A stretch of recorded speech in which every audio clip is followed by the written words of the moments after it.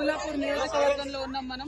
ఇక్కడ state finance corporation నుంచి YS Rajasekhara Reddy గారు వస్తున్నప్పుడు ఇచ్చినటువంటి భూములు ఆనాడే ప్రభుత్వం కంచె చేసి ఉంటే మరి కబ్జా కాకపోతుండే.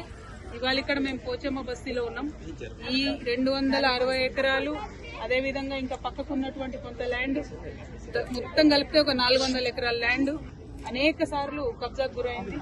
మరి అన్ని ప్రభుత్వాలు మారుతూ వస్తున్నప్పటికీ కూడా ఆ కబ్జాను విడిపించలేకపోయారు. ఇప్పుడు హైడ్రా సడన్ గా వచ్చేసి పెద్దవాళ్ల జోలికి పోకుండా పేదవాళ్ల ఇండ్ల మీద పడి రాత్రికి రాత్రి మరి మీరు ఖాళీ చేస్తారా సస్తారా అని చెప్పి చిన్న పిల్లలు ఉన్నారు. ఒక పక్క వర్షం పడుతుంది, ఇంకొక పక్క పండగ వచ్చింది. అన్ని ఉన్నటువంటి సందర్భంలో కూడా మరి ప్రత్యేకించి కూలగొట్టడం దారుణం.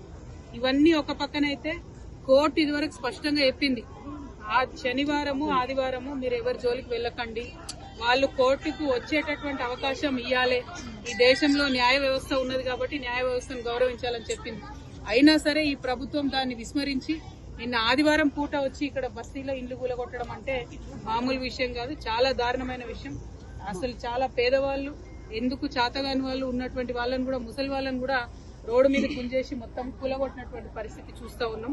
ఇది దారుణం. ఇంకా ఘోరం ఏంటంటే ఇదివరకే కరెంటు స్తంభాలు, కరెంటు బిల్లులు, గ్యాస్ బిల్లులు అన్ని ఉన్నటువంటి వాళ్ళని కూడా కనీసం బేఖాతరుగా తీసేయడం. ఇంకా మీదికెళ్ళి అబద్దం చెప్పుడు మేము నోటీసులు ఇచ్చినాం కాబట్టి కూలగొడుతున్నామని. ఇవాళ నేను రాష్ట్ర ప్రభుత్వాన్ని హెచ్చరిక చేస్తా ఉన్నా, పండగ పూట పేద ప్రజల ఉసురు తీసుకోకండి. మీరు ఇక్కడ ఉండేటటువంటి పేదలు ఎక్కువ మంది లేరు, 150-200 కుటుంబాలు కూడా లేవు. ఈ 200 మందికి మీరు డబుల్ బెడ్రూమ్ ఇండ్లు ఫస్ట్ ఇవ్వండి.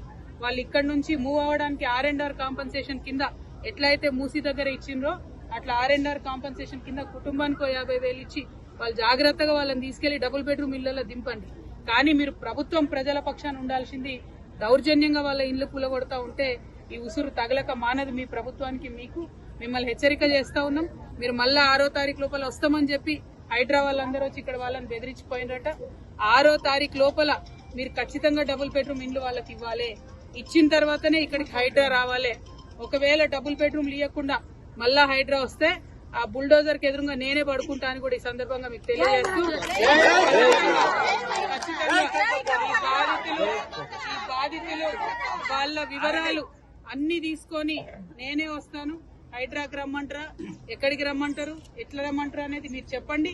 మున్సిపల్ మంత్రి ముఖ్యమంత్రి అయిపోయినరు, ఆయన దొరకకుండా ఆయన గడిలో ఉంటాడు, ఆఫీస్ కి రాడు, సెక్రటేరియట్ కి రాడు. ఎక్కడికి పోయి ఇవ్వాలి ప్రజలు, ప్రజాపాలన అని చెప్పిండ్రు. అక్కడ రోజు ఉంటే వచ్చి అప్లికేషన్లు ఇవ్వమన్నారు. అక్కడికి ఒక్కసారి వచ్చిండు ముఖ్యమంత్రి గారు లాస్ట్ 2 సంవత్సరాలలో. మరి పేద ప్రజలు పోయి కష్టాలు ఎక్కడ చెప్పుకోవాలి? మేము ఇక్కడ వీళ్ళందరి వివరాలు కలెక్ట్ చేస్తున్నాం. దాదాపు 200 కుటుంబాలు ఉన్నాయి. ఆ మొత్తం వివరాలు తీసుకొని మీ దగ్గరకు వస్తాం. మళ్ళా బుల్డోజర్ వచ్చే లోపల వీళ్ళకి డబుల్ బెడ్రూమ్స్ ఇవ్వాలని కూడా నేను డిమాండ్ చేస్తా ఉన్నాను. Thank you. జై తెలంగాణ.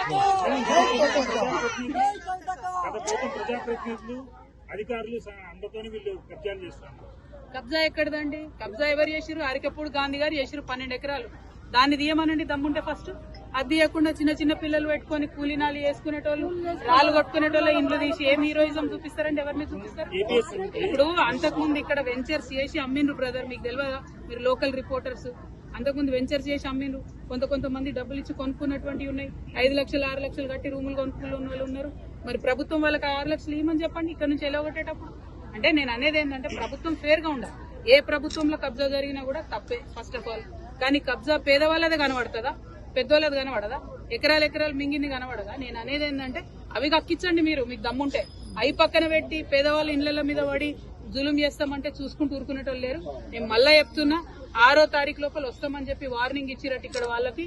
6వ తారీఖు లోపల మీది నిజమైన ప్రభుత్వం, ప్రజల ప్రభుత్వం అయితే ఇక్కడ బిడ్డలందరికీ మీరు డబుల్ బెడ్రూమ్ ఇండ్లు ఇవ్వండి.